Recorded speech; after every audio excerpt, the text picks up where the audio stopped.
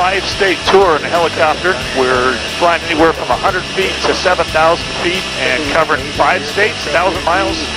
While we're out here, we're sort of gathering all sorts of metrics that we're receiving. We've got multiple different types of antennas. We're gathering signal-to-noise ratio, antenna string, GPS coordinates, just getting all these metrics and combining them. So it's going okay? You're happy with it? Oh, it's been fantastic. It's going outstanding.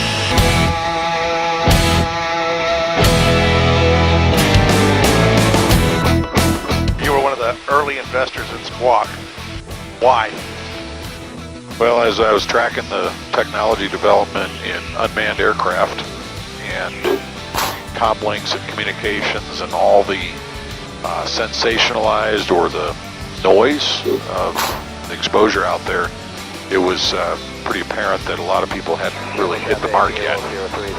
Looking into SqwaQ, I saw the ability to do something with patent backing that no one else was doing, and had the capability to do what I knew was going to be necessary for the advancement of the technology to be effective, to be actually commercially viable.